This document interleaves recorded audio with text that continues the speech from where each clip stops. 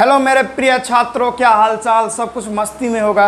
तो आज के इस वीडियो में हम लोग आइसोमर्स के बारे में पढ़ने वाले हैं। किसके बारे में बच्चों? मेरे साथ बोलिएगा, जय महाकाल। आइसोमर्स।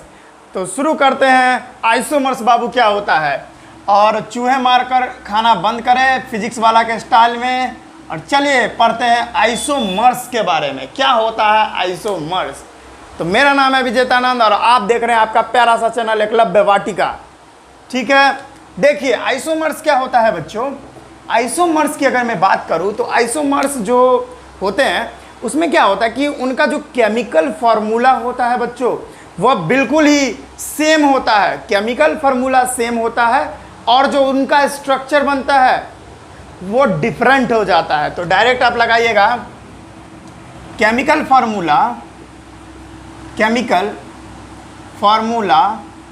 सेम, यानी आइसोमर्स जो होते हैं बच्चों, उनका जो केमिकल फार्मूला होता है, अरे मेरे साथ बोलिएगा, अरे जो केमिकल फार्मूला होता है आइसोमर्स का वो सेम होता है। और उसके साथ साथ मेरे साथ बोलिएगा, उसके साथ साथ जो है स्ट्रक्चर जो है उसका डिफरेंट होता है। डिफरेंट, इन दोनों बात को दिमाग में घुसाइए और आइसोमर्स आपके दिमाग में घुस जाएगा। और पता है, ये दोनों इन्फॉर्मेशन को अपने दिमाग में घुसाकर लिंक वाला ताला मार लीजिएगा, क्योंकि लिंक ताला सबसे मजबूत होता है, वो जल्दी टूटता नहीं है। यस, तो आइसोमर्स का कहने का मतलब है कि भाई उसका केमिकल फार्मूला सेम होगा और स्ट्रक्चर डिफरेंट होगा। भाई एग्जाम्पल देंगे तभी तो समझ में आएगा। ऐसे बकर बकर बोल दिए इससे समझ में आएगा? नहीं ना आएगा। चलिए देखिए, लेते हैं एग्जाम्पल। जैसे बहुत सारा एग्जाम्पल है मेरे पास। जैसे एग्जाम्पल में बात करूं C4H10 का। अब मैं बताऊं कि इसका जो आइसोमर्स बनेगा, कितना पॉसिबल आइसोमर्स इसका बन सकता है। क्वेश्चन आ जाएगा, how many possible isomers of butane. इसका नाम क्या है बाबू? ब्यूटेन। मैंने बताया था नोमेनक्लेचर में कि भाई किसी भी ऑर्गेनिक कंपाउंड का नाम कैसे करते हैं, नोमेनक्लेचर।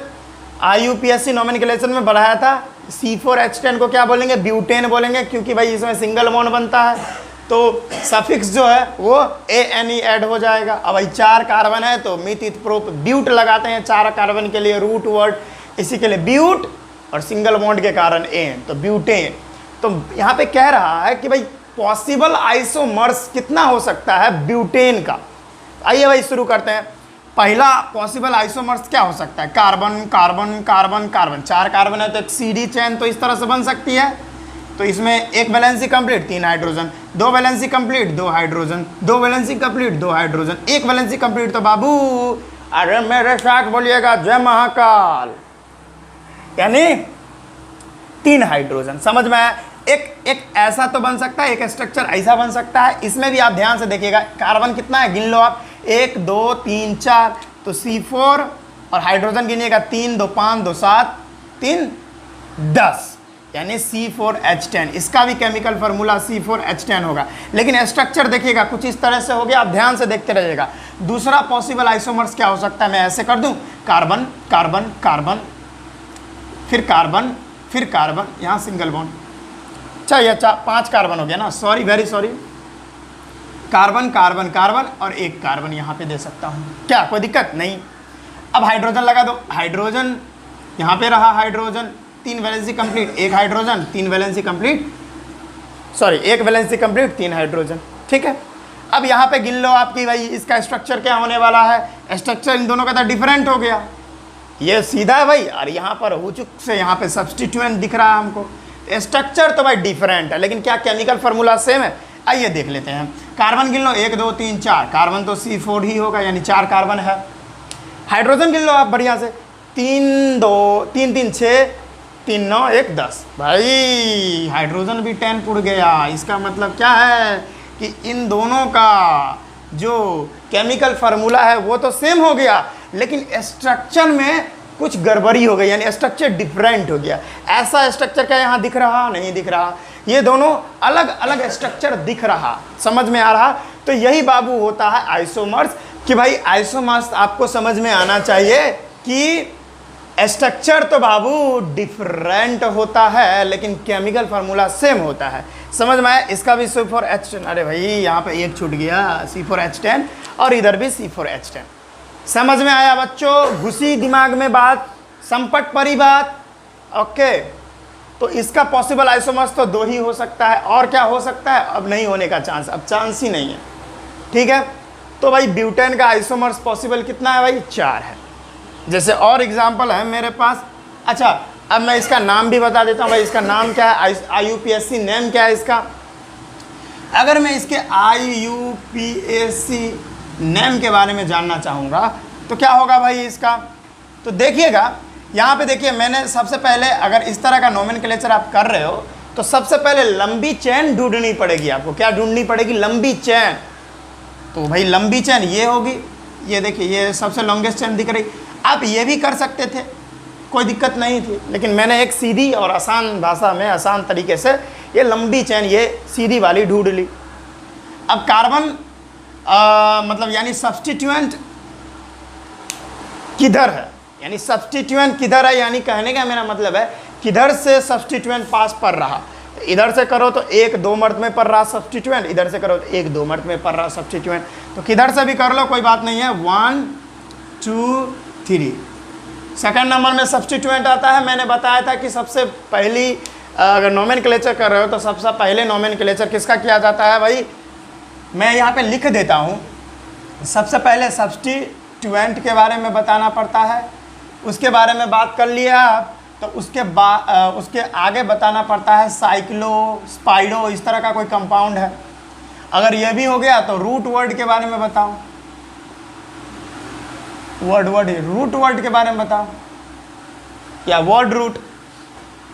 ठीक है, वर्ड रूट बता दो आप, वर्ड रूट। ठीक है, ये भी बात कर लिए आप लोग। तो एन, इन, आइन यानी सफिक्स के बारे में बात कर लो। ठीक है, ये प्राइमरी सफिक्स है। सेकेंडरी सफिक्स क्या होता है? फंक्शनल ग्रुप, इसके बारे में बात कर लो। ठीक है, तो सबसे पहले तो सब्स्टिट्यूएंट का नेमिंग करेंगे हम लोग। तो भाई सब्स्टिट्यूएंट तो ये यहाँ पर दिख रहा मिथाइल, तो कितना नंबर में दिख रहा? सेकेंड नंबर में। तो लिख दो 2 मिथाइल। ये भी बात हो गई। तो साइक्लोस्पाइरो के बारे में बात करो तो क्या साइक्लोस्पाइरो तरह का कोई कंपाउंड दिख रहा? नहीं दिख रहा, तो छोड़ देंगे, आगे बढ़ेंगे। रूट वर्ड, यानी रूट वर्ड कहने का मतलब कार्बन कितना है इसमें, लॉन्गेस्ट चेन में कितना कार्बन है? तो 3 कार्बन है। तो 3 कार्बन को क्या बोलते हैं बच्चों? मिथी थे, प्रोप बोलते। लगा दो भाई प्रोप। अब लास्ट है यहाँ पे एन, इन, आइन। भाई इसमें सिंगल बॉन्ड है तो ANE लगा देंगे, बात खत्म है। इसका नाम क्या हो गया? 2 मिथाइल प्रोपेन। कोई दिक्कत वाली बात यहाँ पे बच्चों कुछ नहीं होनी चाहिए। अब जैसे देखिए, ये तो आपको बहुत आसानी से समझ में आ गया होगा। तीसरा अगर हम लेते हैं C5H12, इसका कितना आइसोमर्स बन सकता है? इसका कितना पॉसिबल आइसोमर्स बन सकता है? यानी इसको पेंटेन बोलते हैं, आप लोगों को तो पता ही होगा ये बात, पेंटेन। तो पेंटेन का पॉसिबल आइसोमर्स कितना है बच्चों? तो देखिए भाई कितना, आप खुद से पहले ट्राई कर लो। मैं 3 गिन रहा हूँ, 1 2 3 कर लिया होगा आपने। वीडियो पॉज करके यहाँ पे कितना पॉसिबल आइसोमर्स बन सकता है, यानी इसका स्ट्रक्चर बना के आप दिखाइए कितना पॉसिबल बन सकता है, कितना पॉसिबल हो सकता है। कर लिए वीडियो को पॉज करके? चलिए मैं बता रहा हूँ। पहले तो इस तरह से हो जाएगा सीधा वाला, carbon carbon carbon carbon carbon, एक वैलेंसी कंप्लीट 3 हाइड्रोजन, दो valency complete 2 hydrogen, 2 complete 2 hydrogen, 2 complete 2 hydrogen, 1 complete तो 3 हाइड्रोजन। एक तो ये बन सकता, देखते रहिएगा। और क्या बन सकता है? ये बन सकता कार्बन कार्बन कार्बन कार्बन, ये कार्बन 5, ये भी तो बन सकता। ये 1 valency complete 3 hydrogen, 1 valency complete 3 hydrogen, 3 valency complete 1 hydrogen, 2 valency complete 2 hydrogen, 1 valency complete 3 hydrogen. एक ये भी स्ट्रक्चर बन सकता है। मैं सबका नाम बताऊंगा, क्या इसका नाम पढ़ेंगे सब बताऊंगा, टेंशन ना लेने का। एक स्ट्रक्चर ये भी बन सकता है। क्यों? क्योंकि देखिए आप इसमें भी कार्बन गिन लो, 1 2 3 4 5 कार्बन, यानी C5। हाइड्रोजन गिन लो, 3 2 5 2 7 2 9 3 12, H12 यानी C5H12। इसका भी हो गया, इसका भी वही होगा। देखिए 1 2 3 4 5 कार्बन C5। हाइड्रोजन गिन लो आप, 3 2 5 3 8 3 11 और यहाँ पे 1 12, यहाँ C5H12, इसका भी हो गया। अभी मैं आगे बनाऊंगा उसका भी C5H12 होगा। कहने का मतलब यही तो आइसोमर्स है बाबू। यानी स्ट्रक्चर डिफरेंट आ रहा है, देखिए यहाँ पे कुछ अलग है, यहाँ पे कुछ अलग है, लेकिन फार्मूला बाबू जो केमिकल फार्मूला होता है वो एकदम सेम आ रहा है, देख रहे हैं ना आप यहाँ पे। अब नेक्स्ट में बना लेता हूँ कार्बन कार्बन कार्बन, एक कार्बन एक कार्बन, ये भी तो बन सकता। अरे भाई बन सकता कि नहीं बन सकता, डेफिनेटली बन सकता। हाइड्रोजन लगा लो, हाइड्रोजन हाइड्रोजन हाइड्रोजन, ये रहा हाइड्रोजन, क्या ऐसा ही तो बनेगा। अब इसका भी देखिए, कार्बन की लो 1 2 3 4 5, 1 2 3 4 5, हाइड्रोजन की लो 3 3 6 3 9 3 12 हो गया, यानी इसका भी फार्मूला C5H12 ही बन गया। तो आप देख रहे हो कि भाई इसका जो स्ट्रक्चर बना वो तीनों का डिफरेंट हो गया, ये भी अलग ये भी अलग ये भी अलग, लेकिन केमिकल फार्मूला सेम हो गया। इसी को आइसोमर्स बोला जाता है, और बोला जाएगा कि भाई इसका पॉसिबल आइसोमर्स कितना है C5H12 का, तो 3 है, और वो ऊपर वाला का 2 है। फिर जैसे जैसे आगे बढ़ते जाओगे, जैसे C6H14 का ले लो, फिर उसका ज़्यादा आइसोमर्स होता जाएगा, ठीक है। जितना कार्बन का संख्या बढ़ते जाएगा, नंबर बढ़ते जाएगा, पॉसिबल आइसोमर्स उतना ज़्यादा बढ़ते जाएगा। तो समझ में आया, इतना बात दिमाग में घुसी, तो यही था आइसोमर्स। मैं इसका नाम लिख देता हूँ, भाई इसका नाम होगा क्या। ये तो भाई एकदम सीधा है, तो सीधा है तो डायरेक्ट गिन लो। कार्बन कितना है, 5 कार्बन है। 5 कार्बन के लिए रूट वर्ड कितना यूज करते हैं, पेंट यूज करते हैं, तो लिख दो पेंट, और सिंगल बॉन्ड है कार्बन कार्बन के बीच में, तो ANE जोड़ दो सफिक्स में, तो इसका नाम हो गया पेंटेन। आगे आइए, C5H12 यानी इसका देखिए क्या नाम है, लॉन्गेस्ट चेन ढूंढ लेनी है आपको। तो 1 2 3 4 ये है लॉन्गेस्ट चेन, ये भी हो सकती है 1 2 3 4 ये भी हो सकती है, कोई दिक्कत नहीं, आप जैसा मन है आपको वैसे कर लो, ठीक है। आसान ये है, तो ये मैंने कर लिया। अब उधर से चलना है जिधर से सब्स्टिट्यूएंट पास पड़े, तो इधर से चलेंगे तो 1 2 बार में ही सब्स्टिट्यूएंट के पास पहुंच जाएंगे, इधर से चलेंगे तो 1 2 3 बार में सब्स्टिट्यूएंट के पास पहुंचेंगे। तो आसान कौन है बच्चों, बताओ, मेरे सामने है आसान, इधर से है ओम भूर्भुवः स्वः तत्सवितुर्वरेण्यं, आगे नहीं आता, आगे नहीं आता, ठीक है। तो 2 मार्च में हम सब्स्टिट्यूएंट के पास पहुंच गए। ये बाबू बताओ आप, सब्स्टिट्यूएंट कौन सा है, मिथाइल है, तो 2 बार में मिथाइल के पास पहुंचे तो 2 मिथाइल, क्योंकि हम लोग जानते हैं कि सब्स्टिट्यूएंट के बारे में सबसे पहले हमको बताना पड़ता है। तो सब्स्टिट्यूएंट ये है, तो सबसे पहले इसका पोजीशन पहले हमको बताना पड़ेगा, तो मैंने बता दिया 2 मिथाइल। अब उसके बाद साइक्लोस्पाइरो वाला कोई चीज़ है, तो है ही नहीं। इस तरह से कोई कंपाउंड है क्या इसमें, देखिए तो इस तरह का नहीं है, या इस तरह का नहीं है, या इस तरह का नहीं है, तो नहीं है तो भाई नहीं करना, आगे बढ़ जाओ। वर्ड रूट कितने कार्बन के, यानी कितना कार्बन है इस लॉन्गेस्ट चेन में, तो 1 2 3 4 है, तो 4 कार्बन को ब्यूट पढ़ते हैं, और कार्बन कार्बन के बीच में सिंगल बॉन्ड है, तो ANE जोड़ दो, क्या नाम हो गया, 2 methyl butane. Any problem, any problem students, no.